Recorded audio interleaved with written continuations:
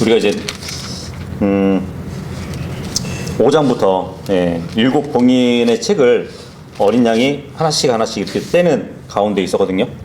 그러다가 6째 봉인까지 띄었고, 그리고 이제 7째 봉인이 남았을 때 그 중간에 이제 삽입된 장이 7장이었어요. 7장. 근데 그 7장에 이제 14만 4천 명을 주님이 임명하시는 그러한 내용이 있었습니다.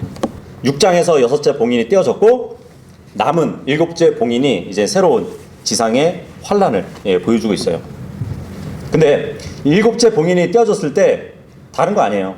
7째 봉인이 떼어졌을 때 7개의 나팔 재앙이 벌어지는 것이 곧 7번째 봉인인 것이에요. 그래서 7째 봉인을 어린 양이 떼실 때 그 인이 7째 나팔로 전개된다고 그렇게 이해하시면 됩니다. 그래서 8장을 보시면 이제 나팔 소리가 울리기까지 그 장면들이 하나하나 서술되어지는데, 첫 번째 나팔부터 네 번째 나팔까지의 소리가 8장에 기록되어 있고, 그 뒷장에는 이제 나머지 세 나팔 재앙이 벌어질 것이에요. 그래서 오늘은 첫 번째 나팔부터 네 번째 나팔까지, 어느 시점이냐면 후 3년 반, 7년 환란기에서 후 3년 반 그 기간 동안에 있을 그 재앙들을 기록해 주고 있다고 보시면 좀 이해가 되실 겁니다. 다 펴셨으면은 8장 1절, 이렇게 우리가 다 같이 봉독하는 거는 성경은 교회에서 낭독하라고 주어진 것이기 때문에 소리 내서 읽는 거예요. 8장 1절 읽겠습니다. 시작. 다음으로 그분께서 7째 봉인을 여셨을 때 하늘에서는 약 반 시간의 간격 동안 정적이 있었더라. 요한이자 어린 양께서 7째 봉인을 딱 떼실 때 하늘에서 반 시간 동안 정적이 있다고 기록되고 있어요.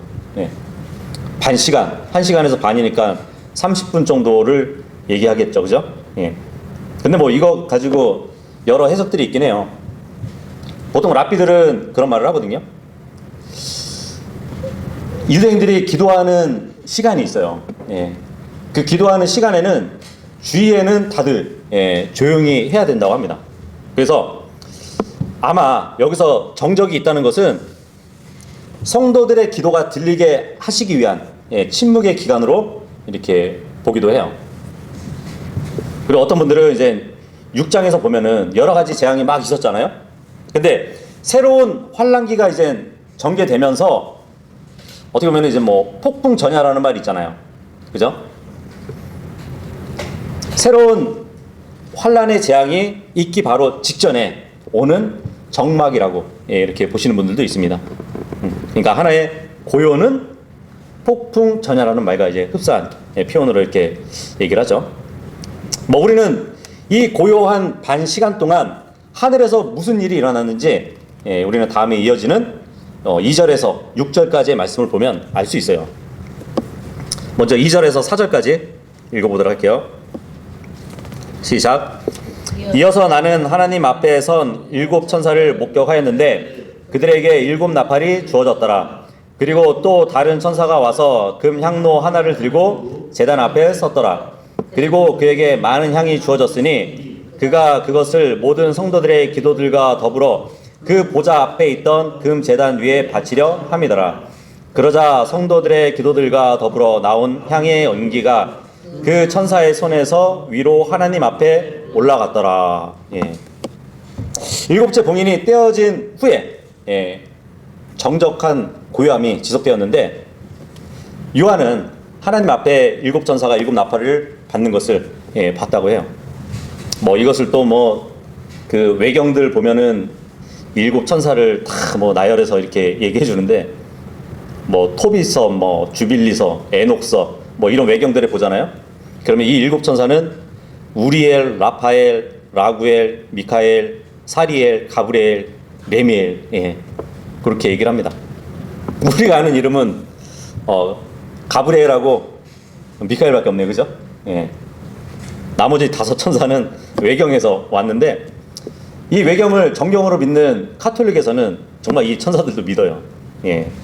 하여튼 우리는 이런 천사들의 이름이 그러니까 사람들이 만든 허구의 이름들이라고 볼 수 있습니다. 예.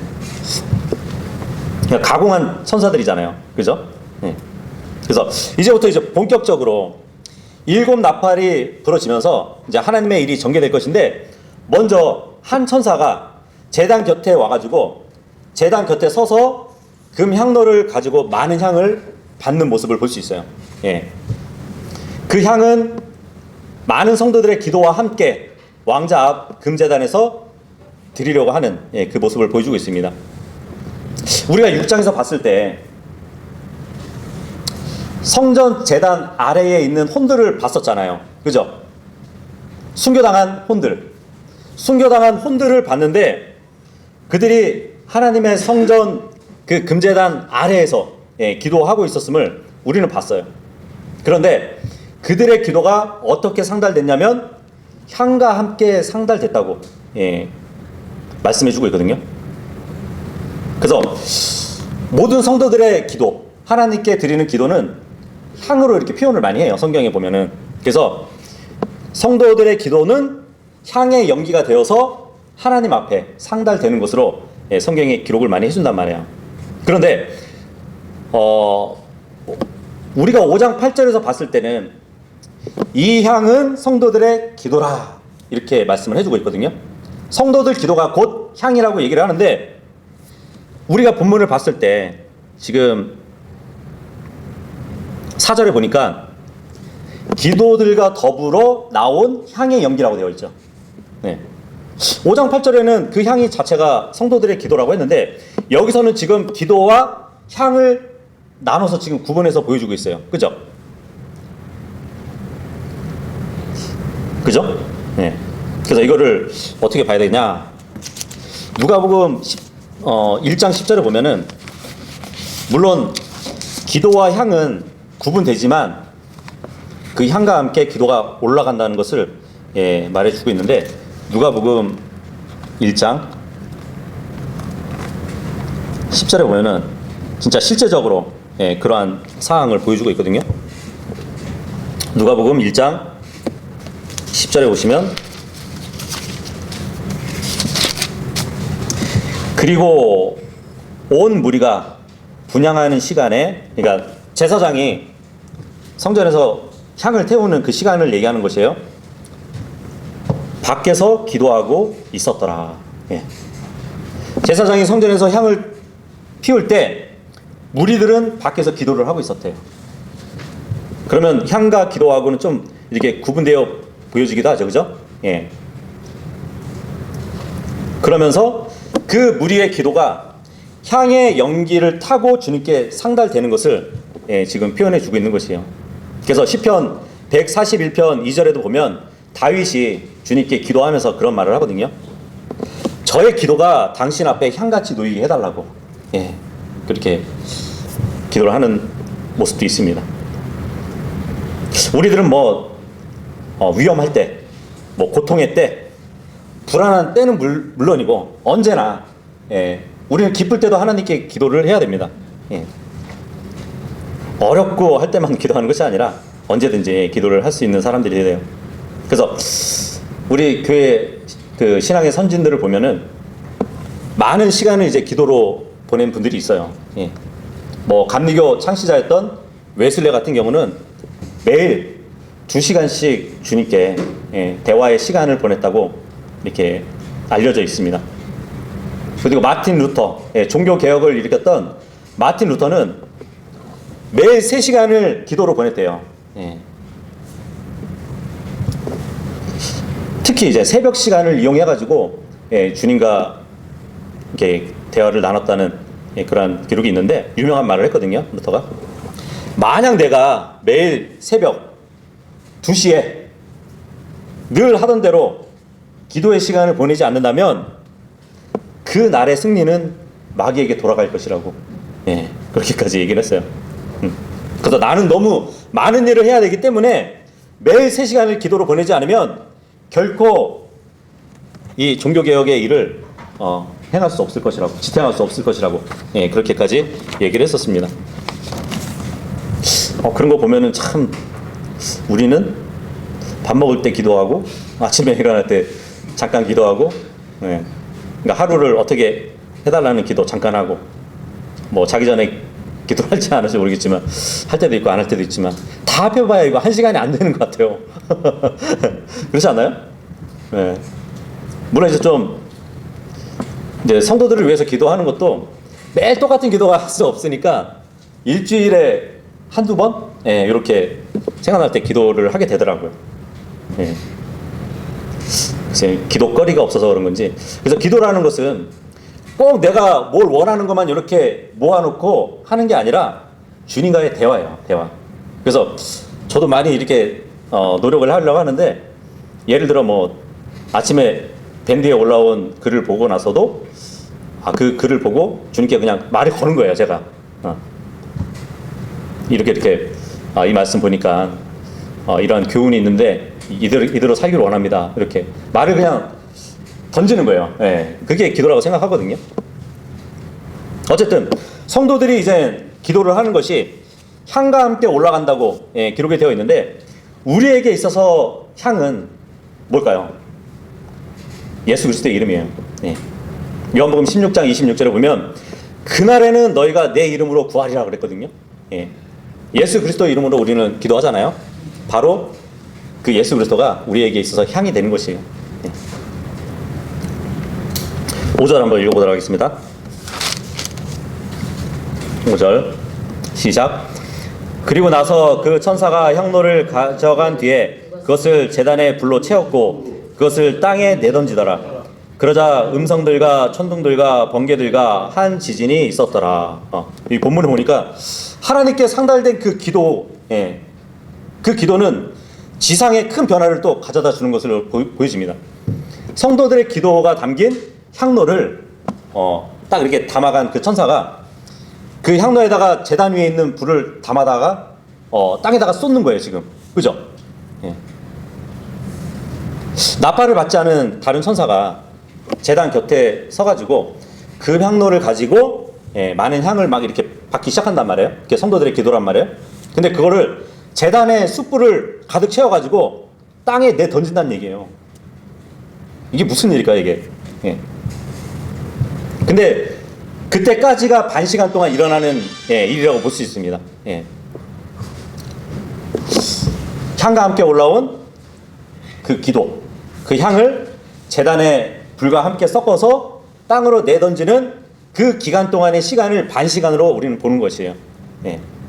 반 시간이라고 하면은 문자적으로 30분을 얘기하는데, 이것을 뭐 예언상 7년에서 1일을 1년으로 환산해가지고 그 법칙을 따라 계산하면 7일 반에 해당하는 시간이라고, 예, 이렇게 해석하시는 분들도 있는데, 예, 그건 모르겠습니다. 어쨌든 재앙이 시작된 것은 계시록 6장 10절에 보면 순교당한 성도들의 고통들이 있었잖아요. 우리의 피해에 대해서 언제 원수를 갚아주실 거냐고, 예, 그러한 기도에 대한 응답이 바로 지금 8장에 나오는 것이에요.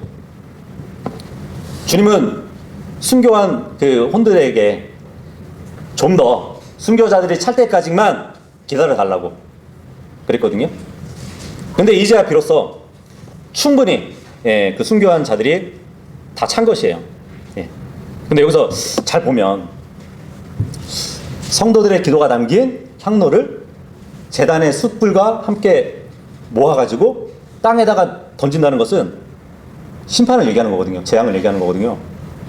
그런 말 있잖아요. 로마서 12장 20절에 보면 원수가 줄이거든 먹이고 목마르면 마실 것을 주라 그러잖아요. 근데 그 일이 뭐냐면 그의 머리 위에 숯불을 올려놓는 것이라고. 그죠? 이렇게 보면 원수는 원수인데 우리가 직접 원수 갚지는 못하고 원수 갚는 것을 주님께 의탁하는 것이에요. 그냥 그한테 먹을 것을 주고 뭐 마실 것을 주라고. 그러면서 우리가 그 머리 위에 숯불을 쌓는 것은 결국 그 숯불이 그 원수에게 내려질 재앙으로 보여지기도 한단 말이죠. 그죠? 하늘에 제단 숯불이 쌓여지면 주님이 때가 되어서 그 숯불로 원수를 갚아주신다는, 예, 그걸로 우리가 적용해 볼 수도 있을 것 같습니다. 예. 어쨌든 하나님은 이제 자신의 성도들이 당하는 그 고통에 눈 감고 계시지 않으세요. 예. 이 불의한 세상의 진노를 나타내시는 분이라는 것을 우리는 알 수 있습니다. 어쨌든 계시록 8장에서는 7번째 봉인이 떼어졌고 7 나팔이라는 새로운 국면으로 이제 전개되는 것이에요. 그래서 보통 이스라엘의 나팔을 부는 용도가 이제 있거든요. 뭐 왕의 대관식 때 불고, 사람들을 소집할 때 한번 불고, 전쟁할 때도 나팔이 불려져요. 예. 그런데 무엇보다도 위험을 경고할 때 나팔이 또 불려지거든요. 예. 근데 우리가 본문을 보니까 땅에 거하는 자들을 심판하기 위해서 불려지는 나팔을 지금 보고 있는 것이에요. 바로 위험의 경고의 나팔이 불려지는 것입니다. 대환란 때는. 그래서 아모스서 3장 6절에 그런 말씀이 있어요. 도성 안에서 한 나팔을 부는데 백성들이 무서워하지 않겠느냐? 한 도시 안에 해악이 있는데 주가 그것을 행한 것이 아니겠느냐? 이 말씀이 있어요. 한 도시 안에 악이 막 횡행하고 있으니까 나팔을 부신대요. 그들을 무섭게 하신대요. 그때가 바로 대환란 때 후 3년 반 그때 이루어질 그 일을 말해주고 있습니다. 7절 읽어보겠습니다. 7절 시작. 첫째 천사가 나팔을 울렸더니 피가 섞인 우박과 불이 뒤따랐고 그것들이 땅 위에 던져졌더라. 그리고 나무들의 3분의 1이 타버렸고 모든 푸른 풀이 타버렸더라. 첫째 천사가 이제 나팔을 부니까 세상에 무서운 사건이 지금 발생했습니다. 피 섞인 우박이 떨어진대요.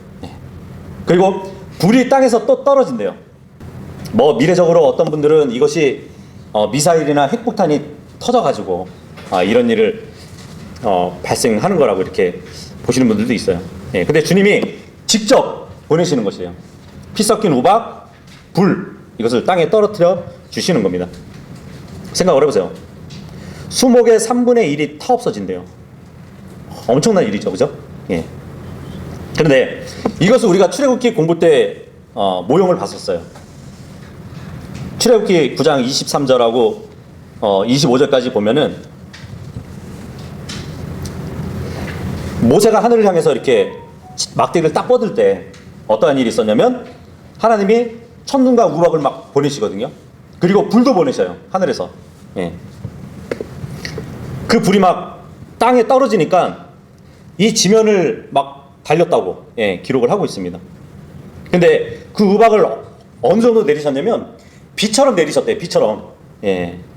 그래서 매우 끔찍한 일이 이집트 땅에서도 일어났었단 말이죠.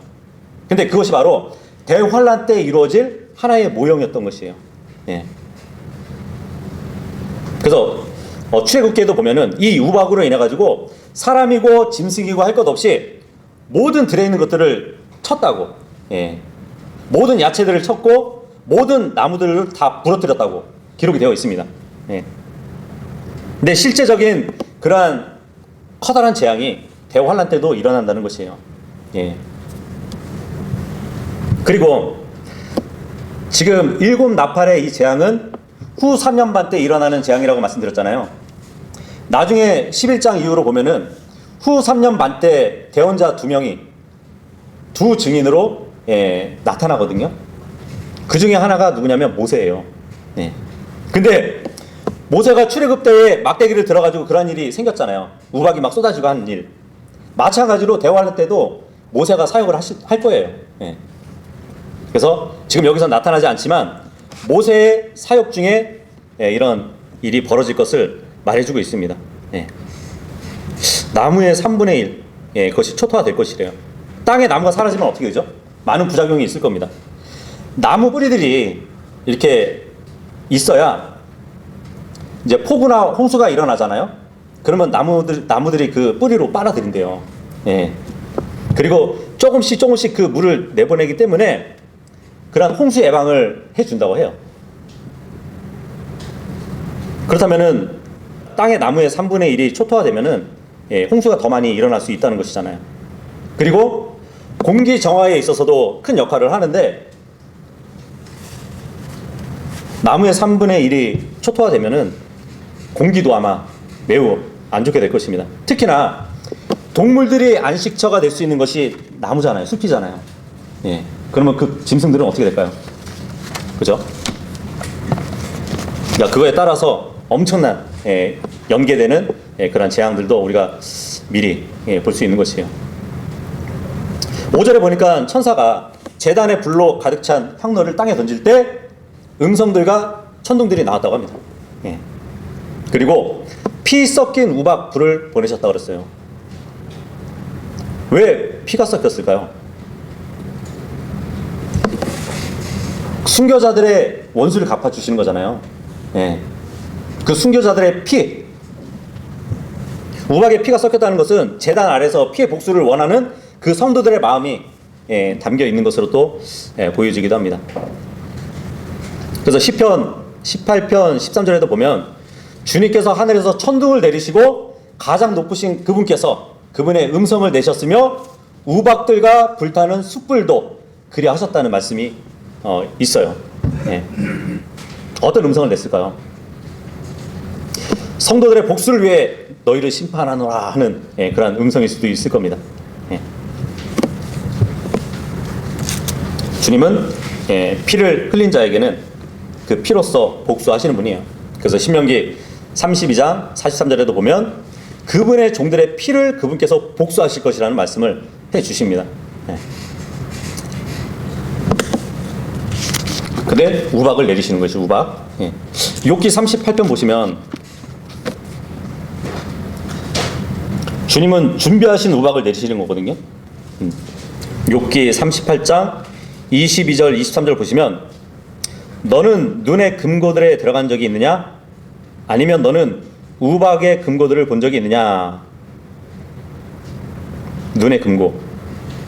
이 트레주스잖아요, 그죠? 보물창고, 보물창고. 예. 그러니까 이것을 그렇게 이해하시면 안 돼요. 뭐 보물창고에 눈을 가득 쌓아놓고 그 보물창고에 우박을 가득 쌓아놨다는 얘기가 아니라 여러분들 눈 현미경으로 보면 어떠죠? 그 안에 굉장히 아름다운 육각형의 그 아름다운 모습들을 볼 수 있잖아요. 눈에 금고들 했을 때는 눈 안에 들어가 있는 그 보석과 같은 그런 모양들을 얘기하는 것이에요. 우박도 마찬가지고. 23절에 보면 그 우박은 내가 공경의 때를 대비하고, 공경의 때, 대환란을 얘기하는 것이에요. 전투와 전쟁에 나를 대비하여 간직해 두었느니라. 전투와 전쟁은 예수님이 재림하실 때 암했던 전쟁에서 사용하실 그 우박을 간직해 둔다고 말씀을 해주고 있습니다. 그렇다면 지금 대환란에서 피 섞인 우박을 내리신다는 것은 준비해 두셨던 그것을 사용하고 계신다는 것을 볼 수 있는 것이에요. 이 순교자들의 기도를 들으시고 그의 기도의 응답으로 원수들을 보응해 주시는 주님에 관해서는 또 사무엘서에 보면 이제 기록이 정말 주님이 원수들을 보응하시는 그 모습을 나타내거든요. 사무엘서 22장 7절에서 9절 보면 내가 나의 괴로움 속에서 주님을 불렀다고, 그리고 하나님께 부르짖었다고. 그랬더니 주님은 하늘의 기초들을 막 움직이시고 흔드셨다고. 왜냐하면 그분께서 진노하셨기 때문에. 그리고 그분의 콧구멍에서는 한 연기가 올라갔고 그분의 입에서는 불이 나와서 집어삼켰다고 말씀을 합니다. 그래서 자신의 입에서 나오는 불로 인해서 숯불에 불이 붙었대요. 지금 이 재앙을 보면은 우박과 함께 불이 내려지잖아요. 그래서 원수들에게 쫓겼던 이 다윗의 시인데, 다윗은 대환란 때의 성도들의 모형도 되긴 하거든요. 그래서 앞으로 환란 때에 있을 그 일을 미리 이 사무엘 하서에 예언을 했던 것이에요. 그래서 주님이 주시는 우박과 불 재앙이 굉장히 심각하고 가혹한 재앙이라는 것을 보여주고 있습니다. 나무의 3분의 1이 탈 정도까지 엄청난 재앙이 벌어진 것이에요. 돌아와서 8장 8절하고 9절 읽겠습니다. 시작. 다음으로 둘째 천사가 나팔을 울렸더니 불에 타오르는 한 거대한 산 같은 것이 바닷속에 던져졌더라. 그리하여 바다의 3분의 1이 피가 되었더라. 그리고 바닷속에 있었고 생명을 가졌던 창조물들의 3분의 1이 죽었더라. 또한 선박들의 3분의 1이 파괴되었더라. 계속 3분의 1이 나오죠, 그죠? 예, 주님이 재앙을 주시는데 3분의 1씩 이렇게 재앙을 두는 것을 볼 수 있어요. 둘째 천사가 이제 나팔을 붑니다. 예. 근데 불타는 큰 산과 같은 것이 바다에 던져졌대요. 그러면서 바다의 3분의 1이 피가 됐다고 합니다. 이것도 출애굽 때 보면은 있었던 일이잖아요, 그죠? 그러니까 출애굽에 나타난 재앙들은 대환란 때 이루어질 것을 또 이렇게 보여주는 거거든요. 지금 두 증인 중에 모세가 활동하고 있어요. 그래서 출애굽 때에 강을 쳐가지고 피로 만들었던 그러한 것처럼 대환란 때도 이 모세의 사역에 있어서 이 불타는 산과 같은 그것이 바다에 떨어지면서 그 바다의 3분의 1이 피가 되고 그런 상황이 있습니다. 지금 아무래도 뭐 물고기가 다 죽어가지고 거기서 나오는 피가 될 수도 있겠죠. 그래서 출애굽기에 보면은 물고기들이 죽는 바람에 악취가 났잖아요. 마찬가지로 악취가 매우 심할 겁니다. 그 태평양만 해도 뭐 7천조 1441억 리터라고 그래요.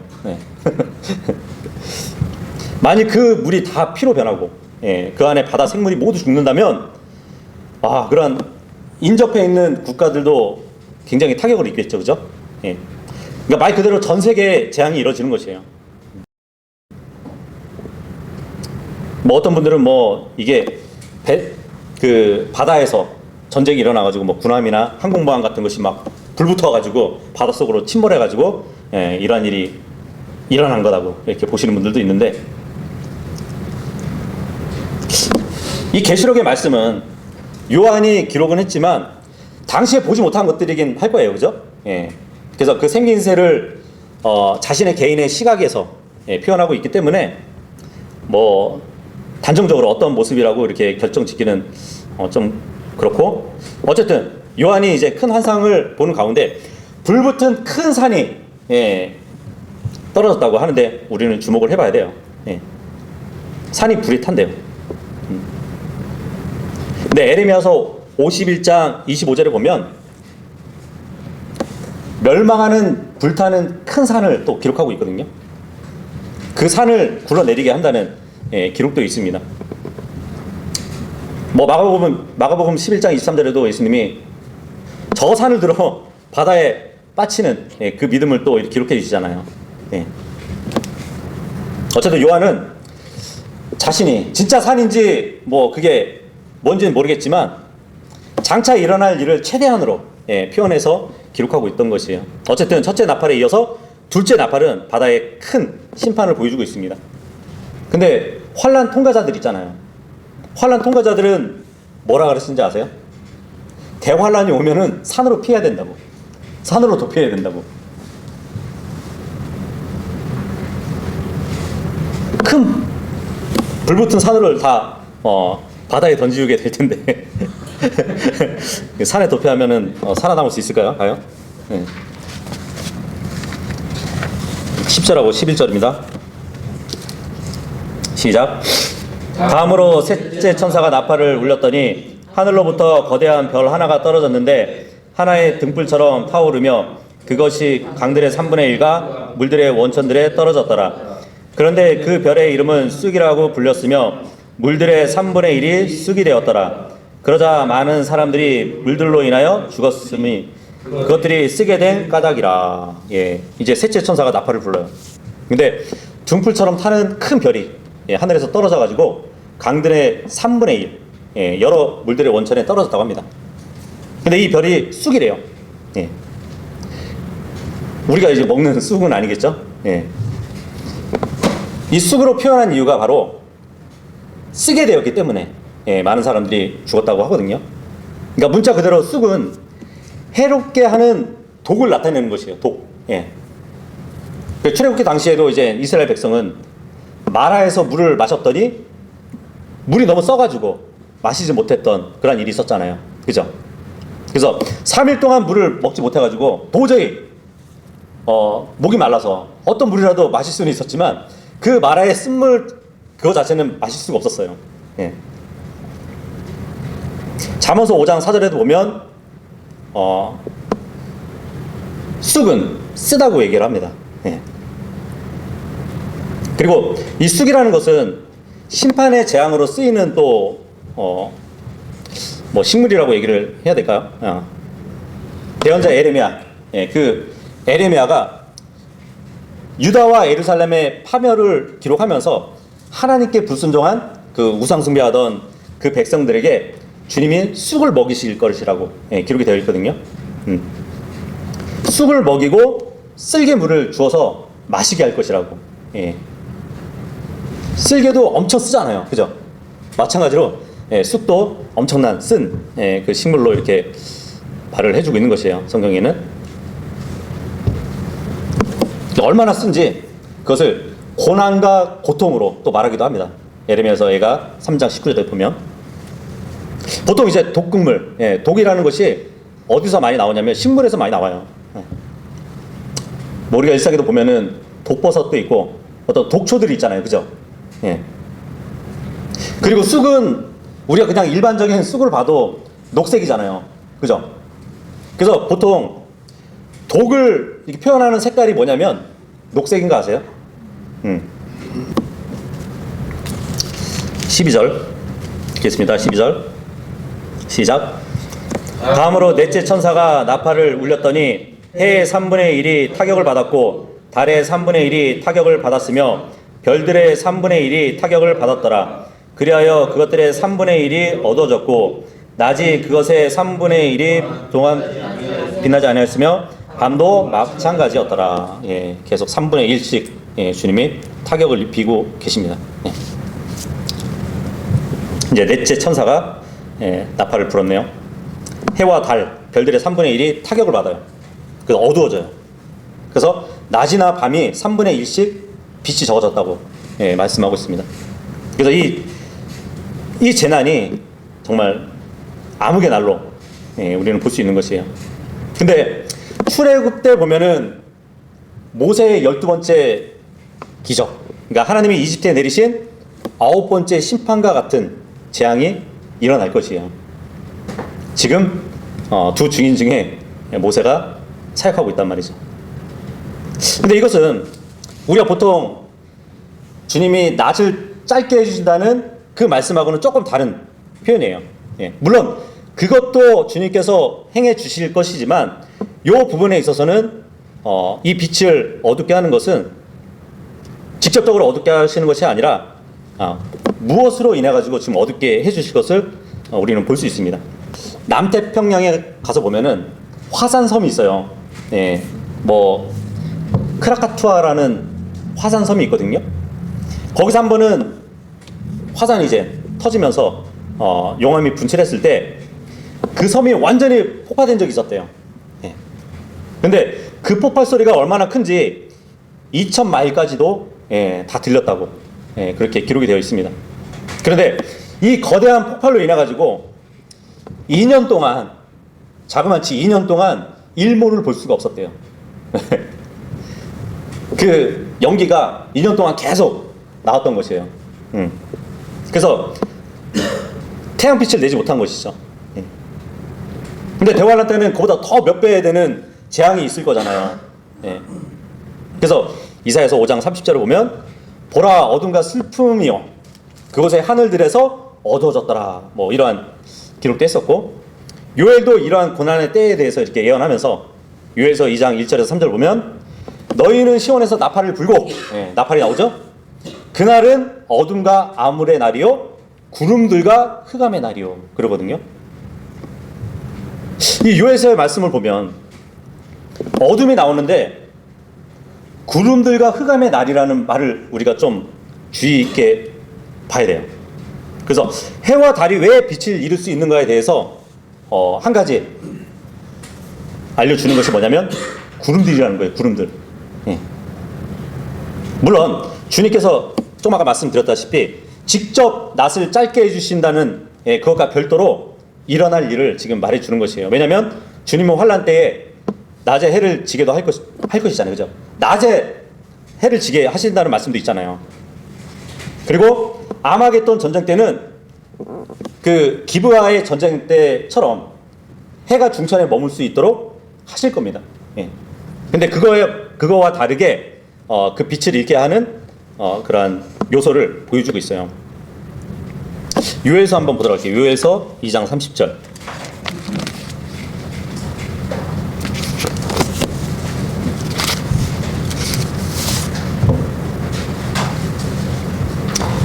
요엘서 2장 30절 보면 대환란에 대해서 이 말씀을 하고 있거든요.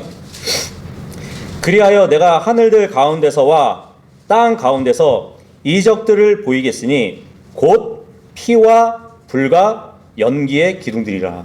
예. 하늘 가운데서 땅 가운데서, 이걸 잘 기억하시고, 그럼 하늘에서는 어떤 기적이 있었냐? 피와 불이에요. 우리가 본문 봤을 때 피가 섞인 우박이 떨어졌죠. 그죠? 뭐와 같이 떨어졌죠? 불과 함께 떨어졌잖아요. 이게 바로 하늘에서 이루어질 표적이에요. 그리고 그것들이 땅에 떨어지면 어떻게 되냐면 연기 기둥들이 올라가요. 그것이 바로 땅 가운데 있을 이적이에요. 그것을 지금 우리가 계시록 이 8장에서 보고 있는 것입니다. 예. 그래서 해와 달이 빛을 잃게 하는 것이 원인이 딴 게 아니에요. 예. 불이에요, 불. 예. 요엘서에서 피와 불의 이적을 보이신다고 했죠. 7절에는 이미 주님께서 피 섞인 우박과 불을 땅에 던지셨다고 하셨죠. 근데 그 불이 땅에 떨어져 가지고 그 주위의 것을 다 태운다고 생각해 봐요. 뭐가 일어날까요? 연기가 일어나겠죠. 예. 그래서 요엘서의 연기 기둥이라는 것이 대규모 폭발로 인해 가지고 발생한 어떠한 연기들이라면 그 연기가 엄청나게 완전히 이 땅을 덮을 겁니다. 그렇게 되면은 하늘에 있는 천체의 빛을 가려버릴 것이에요. 그죠? 그리고 큰 폭발 같은 게 일어나면은 그런 거 있잖아요. 버섯구름이라고 하잖아요. 버섯구름. 엄청나잖아요, 그것도. 그런 걸로 인해서 해와 달의 빛을 이렇게 만든다는 것이에요. 보통 뭐 핵폭발이 일어난 그 때를 보면은 큰 연기 기둥, 그러니까 버섯구름 기둥이 이렇게 나온단 말이죠. 에스겔서 32장도 한번 보도록 할게요.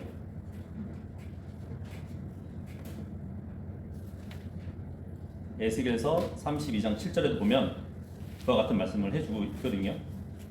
에스겔서 32장 7절 보시면, 그리고 내가 너를 보낼 때 내가 하늘을 가리고 그것의 별들을 어둡게 하겠노라. 내가 해를 한 구름으로 덮겠으니, 그죠? 달이 그녀의 빛을 내지 못하리라. 구름으로 빛을 가리기 때문에 해가 달이 빛을 읽는다는 얘기예요. 그런데 구름은 구름이고 연기는 연기 아니냐고 그렇게 볼 수도 있지만, 이사야서 4장 5절 보잖아요. 구름이 곧 연기같이 기록을 하고 있어요. 그래서 우리가 이제 예표적으로 이렇게 보면 아브라함이 소돔 땅이 이렇게 불타는 것을 봤잖아요. 멀리서 이렇게 봤더니 그 소돔 땅에 연기가 이렇게 올라가는 게 용광로에서 연기가 치솟는 것처럼 보인다고 기록을 했습니다. 창세기 19장 28절에 보면. 그리고 여호수아 때도 보면은 아이성 전투에서 그 아이성이 패배하고 나서 그 도시를 봤더니 연기가 하늘로 올라가는 것을 봤대요. 그리고 이스라엘 연합군들하고 베냐민 지파하고 전쟁을 치른 적이 있었거든요. 근데 베냐민 족속이 패배하고 나서 그 도시를 봤더니 불꽃이 연기 기둥과 함께 하늘까지 닿는 것을 봤대요. 사사기 20장 4절에 보면. 그러니까 대환란 때에도 하늘로 이어지는 연기 기둥으로 인해 가지고 하늘의 천체의 빛을 가리게 될 것을 말씀해주고 있다는 것이에요. 13절 돌아가서 8장 13절 읽겠습니다. 시작. 그리고 내가 하늘 한가운데서 통과하여 날아가는 한 천사를 보았고 그의 말을 들었는데 큰 목소리로 말하기를 이제부터 새 천사의 나팔에서 소리나게 될 다른 음들로 인하여 땅에 거주하는 자들에게 화가 있기를 바라노라 하였더라. 예. 공중에 이제 한 날아가는 천사, 예, 천사가 큰 소리로 화가 있을 거라고. 예. 8장에서 일어난 그 재앙에 따라서 땅과 바다와 숲에 예, 막대한 손상이 입혀졌잖아요.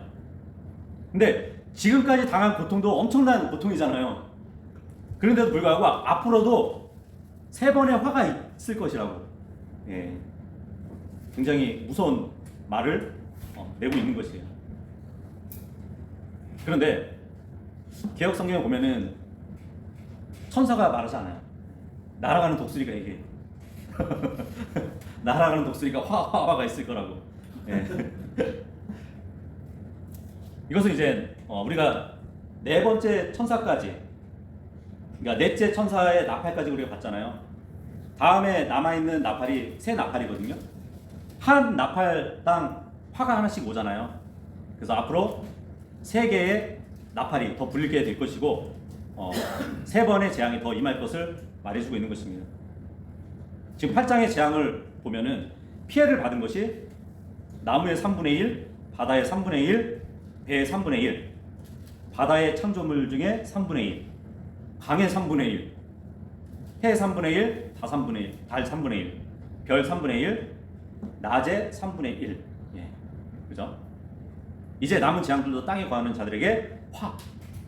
5번째 나팔, 화. 6번째 나팔, 화. 7번째 나팔이 계속 이어질 것을 말해준단 말이에요. 그래서 정말 충격적인 게 뭐냐면 이제 9장에서 가면 보시겠지만 이 무시무시한 환난 중에도 어떤 사람들은 더욱 완고해져가지고 딱딱한 마음을 갖고 하나님을 대적해요. 더 반항을 한다니까요. 그런 재앙을 보면은 정말 주님께 무릎 꿇을 수밖에 없을 것 같은데 그렇지 않는 거예요. 더 하나님께 막 저주하고 그러는 사람들이 나오게 됩니다. 그럼에도 불구하고 주님은 잘 보면 엄청난 재앙을 주신 것 같지만 그럼에도 불구하고 3분의 2씩은 남은 게 나왔잖아요. 그죠? 대환란의 목적은 주님이 전멸시키는 게 목적이 아니에요. 만일 그것이 목적이었다면 하나님은 3분의 1에 해당되는 그러한 재앙만 주지 않으셨을 겁니다. 그죠? 대환란 때도 주님의 목적 중 하나는 구원이에요. 구원. 그래서 예수님은 2000년 전에도 지금도 뭐 종말에도 같은 일을 하실 거거든요. 사악한 자를 심판하시고 그 중에도 의로운 자들을 구원하시는 주님의 일은 정말 어제나 오늘이나 미래에도 동일하신 분이시거든요. 그래서 오늘은 8장 이렇게 마무리하고 다음 주에 보도록 하겠습니다. 수고하셨습니다.